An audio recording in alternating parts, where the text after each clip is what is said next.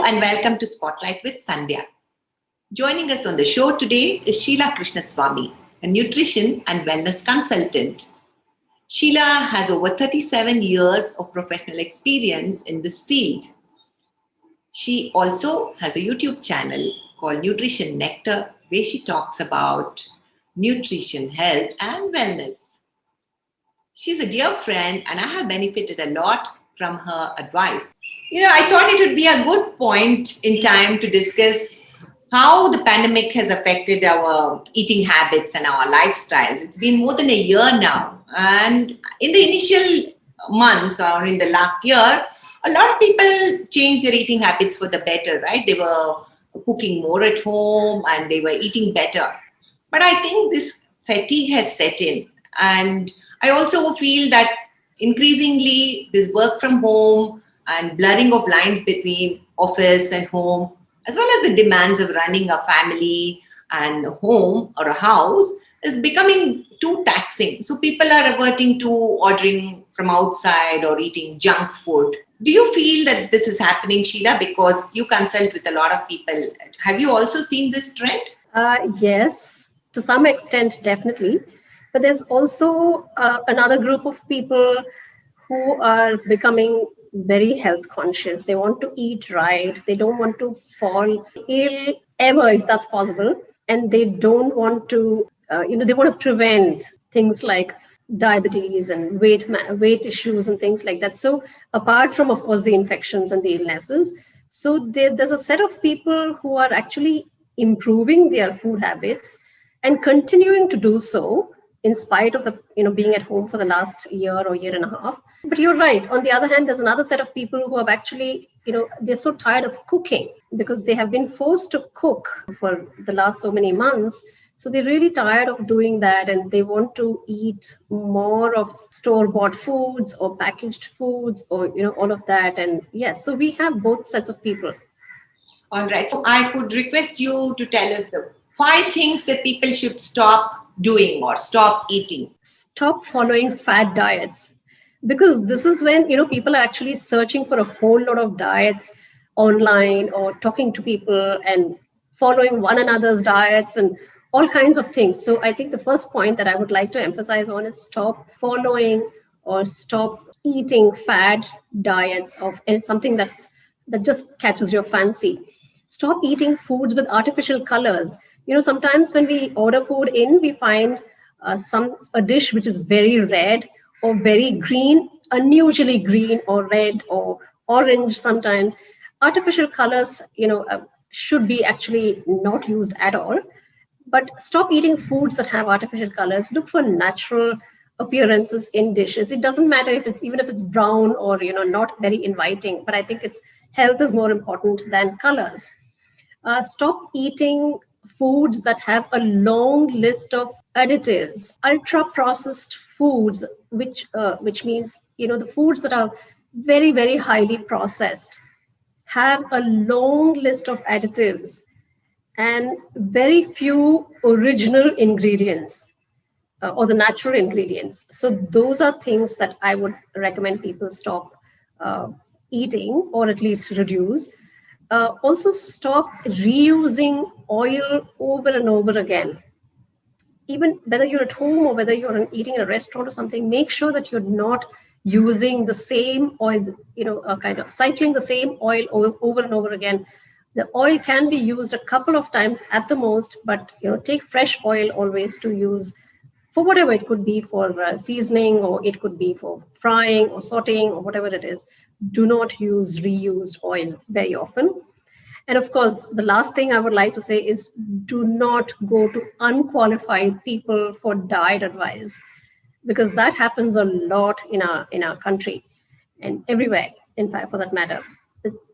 Please approach qualified, dietitians or nutritionists if you want an advice on what to eat, what not to eat, because that will be based, a qualified dietitian will always give advice based on individual requirements, the health status, the family history, the medical history. There's so many parameters to be considered while giving dietary advice. So it's important to meet a qualified person rather than, just going to falling prey to quackery. Right. So if people were to get carried away by what their friends are doing and take up this intermittent fasting or a paleo diet or a keto diet, you think before they do that, they should consult a nutritionist? Absolutely, because one diet, one shoe doesn't fit all. Similarly, one diet doesn't suit everyone. So it's very important to individualize and to consult, a qualified person before Right. embarking on a diet. Can we talk about the 5 things that are good for the body, good for people to eat? Yes, of course. I'm sure the viewers know this already, but I would say seasonal vegetables, seasonal fruits, green leafy vegetables, nuts and seeds, and hydration. I mean, there's plenty more that a person needs to eat, but I'm just listing 5 things. When I say hydration, it's not just water, it could be any other healthy beverage as well. So I think these 5 should be included regularly in everyone's diets. When you say hydrate and any other beverage, you're referring to like a vegetable juice or a tender coconut or a buttermilk, things like that? Yeah, you said it all. It's tender coconut water, buttermilk, maybe fresh lime juice, anything that gives hydration to the body. Even like a clear soup or a rasam gives a lot of hydration. Okay, that's interesting. I mean, these are the foods that are good for the body. Can you tell us what are the foods that are good for the soul? People are always seeking comfort food, a big bag of potato chips or deep fried cheese fingers, those, or, maybe chicken butter masala or something like that. But what are the foods that actually make us feel good inside, our hearts and our soul, so we don't crave for comfort foods? We don't have anything, at least in nutrition science doesn't say anything about foods that are good for the soul. But if you're referring to foods that will probably enhance the mood or make you feel calm, so there are some neurotransmitters in our body which help us to remain calm, and one of them is serotonin. And serotonin is increased by eating complex carbohydrates or by taking foods that are rich in tryptophan. Tryptophan is one of the amino acids, that is one of the protein molecules. So milk is a good source of tryptophan. So when a person takes a milk in adequate quantities, the tryptophan is converted to serotonin in the body, and that helps to calm a person or helps to sometimes even sleep better at night. Or even complex carbohydrates, it could be like brown rice or millets or whole wheat chapatis, and a whole lot of complex carbohydrates. When they're taken, that also helps to release serotonin and gives a calming effect. So yes, it does help. Some of the foods do help in giving some peace and calmness to a person. But on the other hand, when you say comfort food, normally one reaches out for comfort foods when one is under stress. So I think it's important to find out the cause for that stressful situation and remove or prevent that from happening, so that most likely when a person is stressed, one tends to reach out to a sweet item. It could be a chocolate or an ice cream or something like that, something that is sweet. So I think it's important to try and prevent that stressful situation. And if that's not possible, then reach out for something sweet. It does not have to be an ice cream or a chocolate. It could also be some dry fruits or a banana, which is very sweet, or something that gives, or something like a kheer or a paisa, what we call, or even a chikki or something like that, which is a lot healthier than eating a high fat, high sugar dessert. Nothing is really bad. I don't call any food as bad food. It's just the food habits that are bad. So there is no harm in eating dark chocolate. If one enjoys chocolate, then dark chocolate does have its benefits to some extent, but don't go overboard. If you want to have a small piece of dark chocolate after a meal, that's okay. If you want to have it over the weekend, that's okay too. But make sure that it is okay to eat that and it falls within your dietary requirement. So that leads me into this next question, which you also referred to. about, a glass of milk helping people sleep better. Is there anything else that they can do? What should be the ideal time gap between their meal and dinner, and what kind of food actually will help us get better sleep? Okay, great question, because a lot of people do suffer from lack of sleep today, especially in the urban areas. Normally, we say about 1.5 to 2 hours of time gap post dinner is a good time to go to bed. So, if one has sleeping issues or if one can't go to sleep immediately, normally we tell them to ensure that the room where they sleep is completely dark, meaning there are no lights, and not to go to bed with a screen in their hand. So it could be a mobile phone, or it could be a small TV, or it could be a laptop, or any screen, electronic screen. So don't go to bed with an electronic screen in your hand. Try and switch it off before you go to bed, and then you will fall asleep after some time. That's easier said than done, I guess, but because a lot of people are used to taking their screens to the bed. Third thing is, of course, like I said, a glass of warm milk taken at night before bedtime definitely helps to improve the sleep quality and the quantity. And what else? Sometimes I tell people, read a very boring book. Something that which you are not interested in. So take a book if it's something that bores you and you will fall asleep easily. So that helps for some people. Read a boring book and you'll fall asleep in no time. One thing that I'm curious about, seems to be two schools of thought. So should people go, walk 100 steps after a meal, especially dinner, before they go and either go to bed or read a book or watch TV?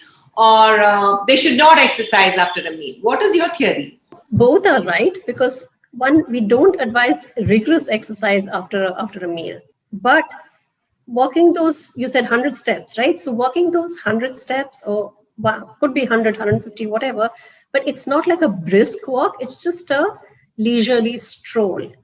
So just moving about a little bit after dinner definitely helps to digest the food better, also helps to control blood sugar levels better, and may actually also help to induce sleep. So yes, it does. So it has to be a leisurely stroll. It could be within the house, or it could be outside, in a park or wherever. But yeah, but not a rigorous exercise. Definitely. I mean, we don't expect people to jump up and down and stuff like that after a meal. Yeah. Talking about the benefits of eating the right food, is there anything which is good for the brain, ranging from students to people who are feeling overstressed with multitasking, or even seniors who are worried about losing their memory? Is there anything food that is good for the brain? Yes and no. We do say that omega-3 fatty acid foods are very, very essential for the brain. And in fact, when the brain development starts in infancy and early childhood, that's when adequate amount of iodine, iron, and all of these foods are important, and that helps in overall development, including the brain. But there is no specific brain food as such, but foods that are high in omega-3 fats, like fatty fish, and for those who don't eat meat or fish, then there's flaxseed, there's chia seed, which are all very high in omega-3 fatty acids. And these such foods like rajma, spinach, all of these kind of foods do help to maintain the omega-3 levels in the body, and that will indirectly help the brain. But having said that, it's also important to ensure that the overall meal is well balanced, because there are several nutrients that play a role, and there's also a lot of internutrient interaction that goes on in the body, and the result is that the whole body, brain, everything is functioning well. So there is no magic pill, if that's what you're asking. There's no magic pill to improve the memory or the brain health or whatever. It is a combination of foods, because all foods and nutrients work in synergy.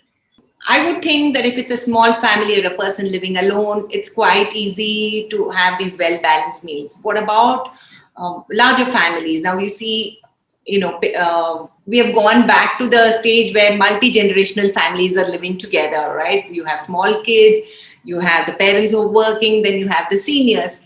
So in a situation like that, and given the fact that we are living in a pandemic and all the stresses that's caused, do you have any tips at all to families about how they can plan out well-balanced meals? Sure.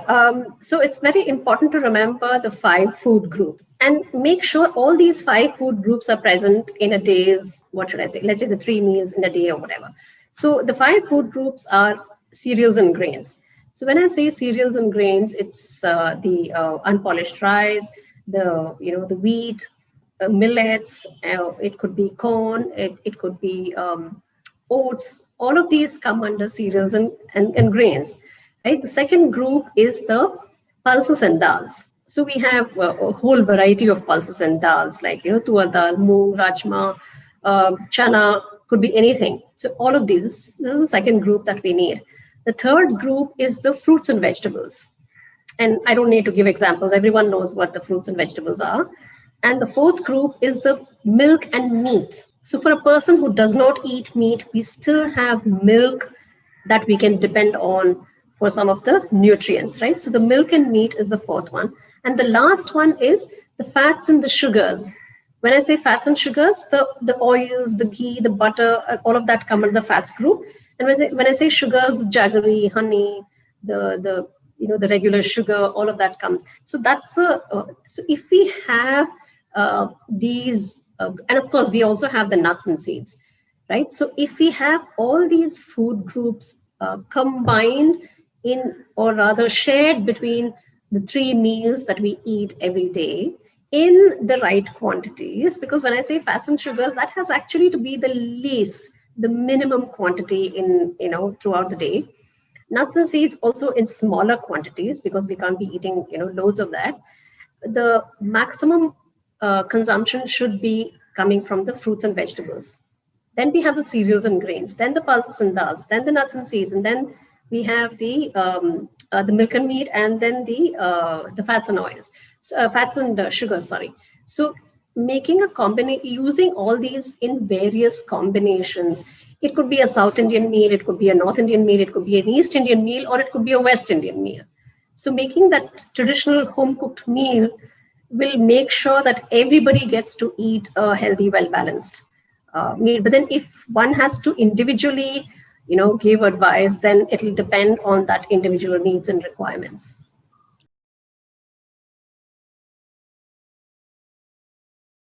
So Sheela, if you don't mind answering, our regular viewers have sent me some questions and I could post them to you, and it would be very nice to get your answers. And certainly.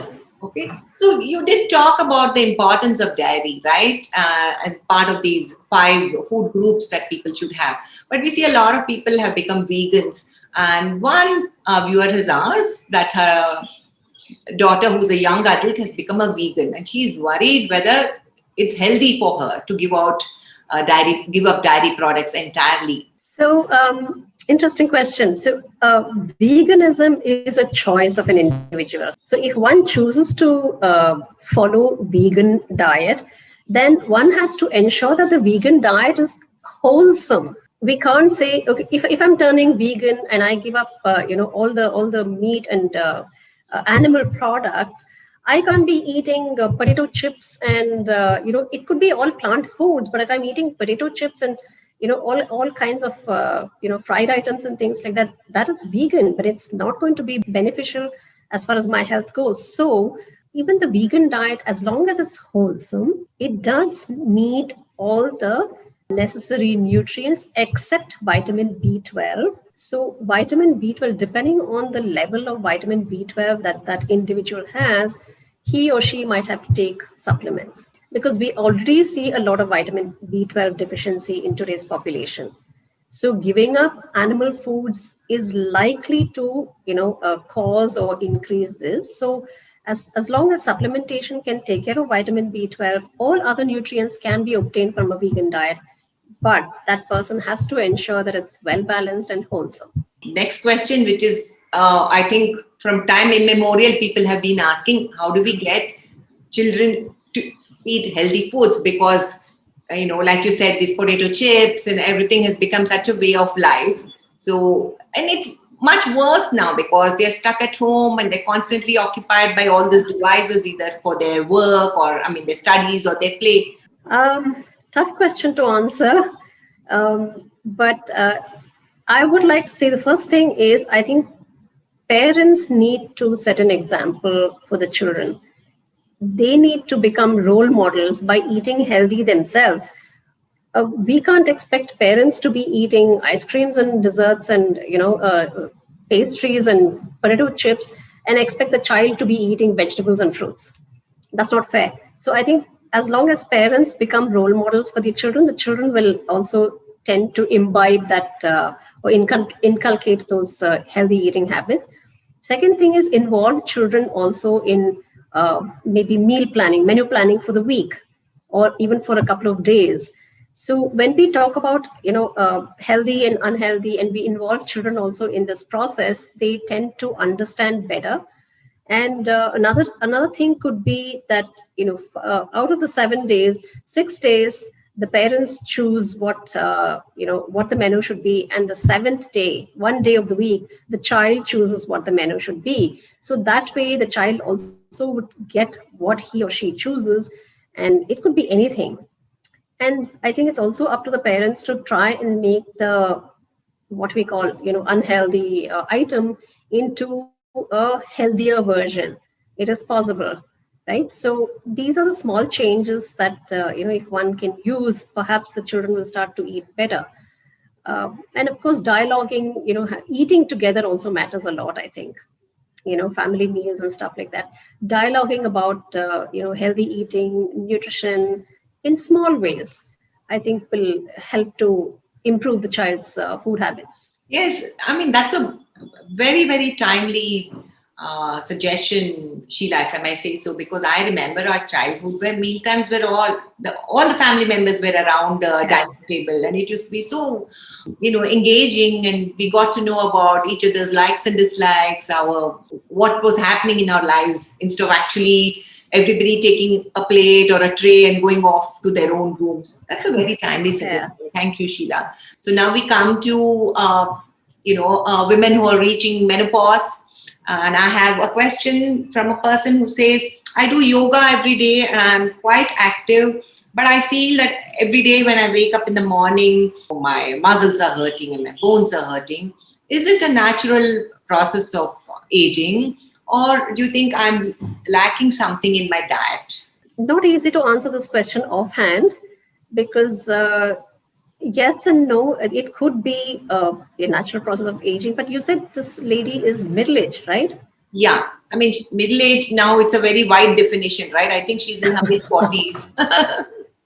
Okay, but even if she is in her 40s or 50s, I don't think there should be any stiffness, when one gets up. So perhaps she should, meet with her physician, or get a test done to see if she has any deficiency, because there's no point in changing the diet without understanding if there is an underlying problem, right? Okay. So perhaps that would be a better thing to do. Okay, so do you advise menopausal women to start taking any supplements that will help them in their condition? Not really. Dietary supplements definitely not needed, unless again there is a deficiency of some sort.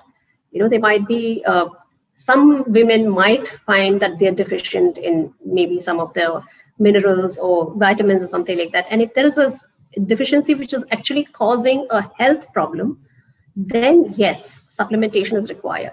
But otherwise, if there is no deficiency, there is no point in taking the supplement at all. In fact, long-term use of unnecessary supplements can actually lead to problems, health problems. So I would suggest that people just don't blindly go to a pharmacy or and just buy supplements off the counter and start using them without understanding whether there is a need for it or not. I think it's very important to understand. So as a blanket statement, I cannot say that everybody needs to, all women who have reached the stage of menopause need to start taking supplements. No. It has to be individualized. And actually, most people do not need supplements if their diet is healthy and if they're physically active. We don't need supplementation. Most people tend to take calcium supplementation. But why don't we instead start to be more physically active, which helps to retain calcium in the bones, and reduce our sodium intake, which again helps to retain calcium in the body, because too much of salt and too much of sodium in the diet can actually gradually leach out the calcium. So reduce the sodium instead, reduce the salt instead. Be active, do exercises regularly, even go for a walk or whatever you're comfortable with. So we should actually look at ways and means of retaining calcium in the body, rather than the minute we hit menopause, start taking calcium supplements. Right. So now I have a question from a senior who's undergone a surgery last year and she's not able to exercise and can't even go for a walk because of the lockdown timings and things like that. So she says her only exercise is watching TV, changing the channels, and she can feel her tummy growing in size. So she wants to know what she can do. And she used to be fairly fit, but now she's feeling very terrible that she cannot be so fit. And how does she get to feel healthier? Okay, if she has undergone a surgery last month or last year? Last year. Last year. Okay, if it is last year, then I don't see any reason why she should not be getting back to her normal life now.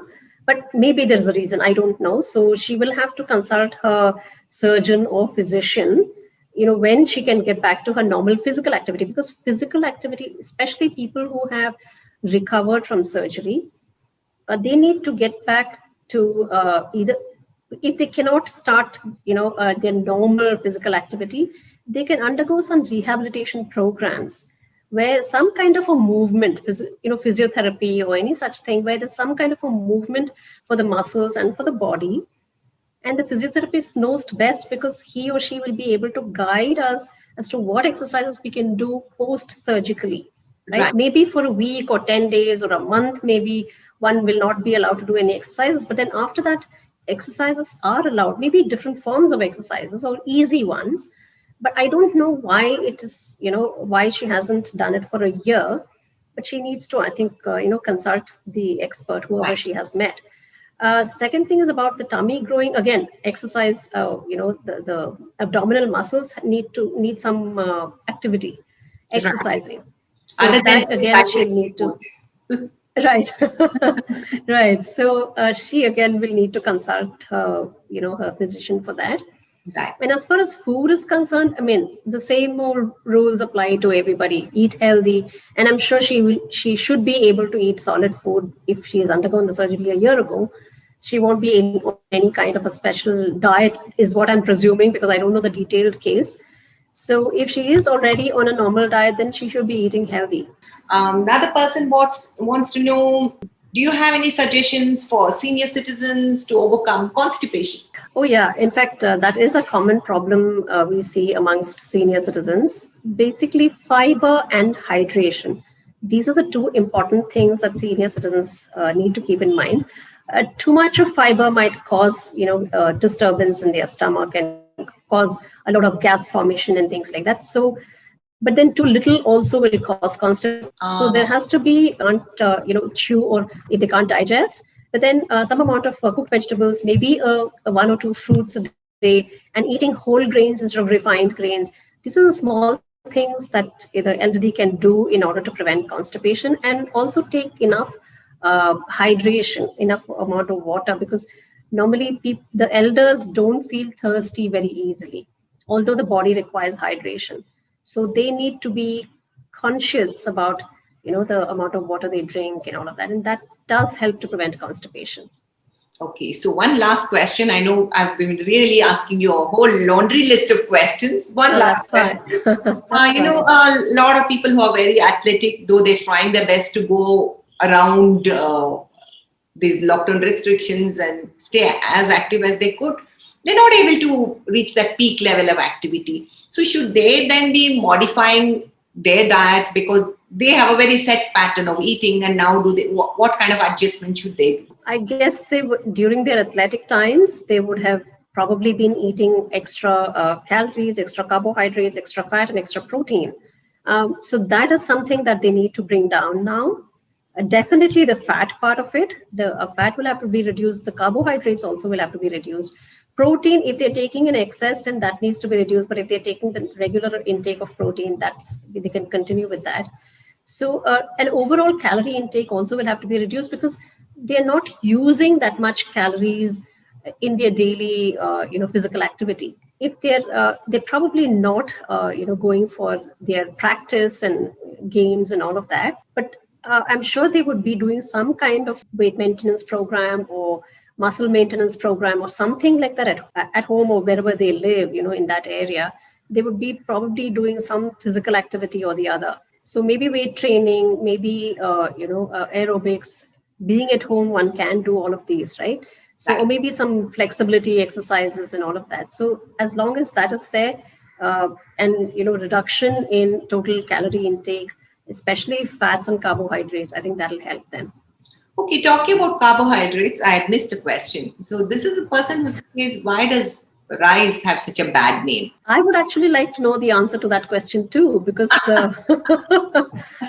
we don't, as dietitians, we don't ask people to stop eating rice at all.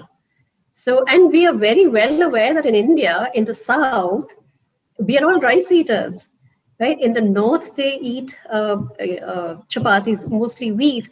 But in the South, we're used to eating millets and rice. So we don't have to stop eating rice at all. And we don't need to, every household doesn't have to start making chapatis instead of making rice. No, it can be a part of, rice can be a part of one's meal. But perhaps why it has got a bad name is because, we have moved away from eating hand-pounded and unpolished rice to eating very white rice. The whiter it is, the better it is what we feel. So we are actually going by the appearance rather than the nutrition. So if we can go back to eating the unpolished or the hand-pounded rice or even the parboiled rice, which the coastal belt eats, even that is great because that has so much of nutrition. So rice is definitely not banned from our diets. We haven't banned them. If one wants to give up rice for whatever reason, that's a personal choice, but there's no need to ban rice from a diet. I know I have you to thank for reintroducing rice into my life, and thank you. That's really worked out well for me. I'm glad. Thank you for your patience and for answering all these questions so very well. Thank you so much, Sheela. My pleasure, Sandhya. Thank you for the opportunity. It was lovely chatting with you. Do subscribe to the Raintree Media channel on YouTube. Like, comment and share the videos.